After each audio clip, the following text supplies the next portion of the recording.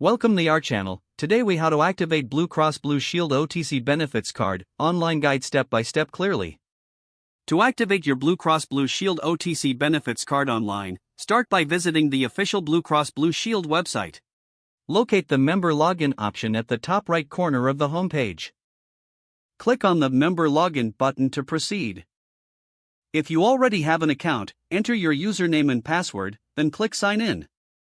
If you don't have an account, look for an option to register or create one.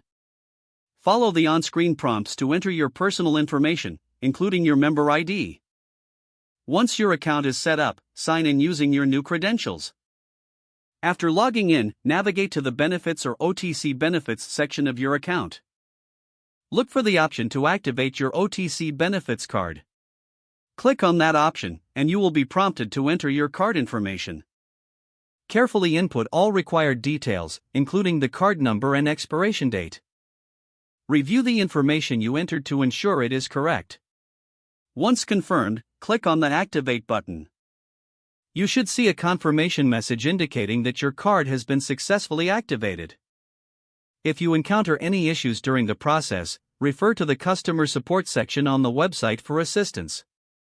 After activation, your card will be ready for use with eligible OTC purchases.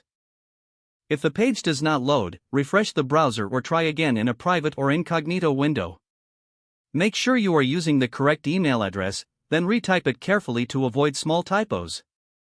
If your password is not accepted, use the reset option and create a new strong password you can remember. Check your spam folder for verification or security emails, then complete any requested confirmation steps.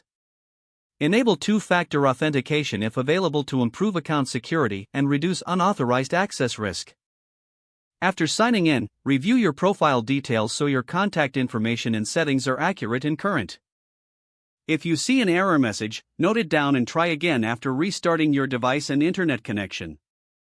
Log out when you finish, especially on shared devices, to keep your account and payment information secure.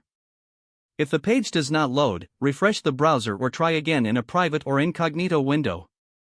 Make sure you are using the correct email address, then retype it carefully to avoid small typos. If your password is not accepted, use the reset option and create a new strong password you can remember. Check your spam folder for verification or security emails, then complete any requested confirmation steps. Enable two-factor authentication if available to improve account security and reduce unauthorized access risk. Don't forget to like this video and subscribe to our channel for more step-by-step tech guides.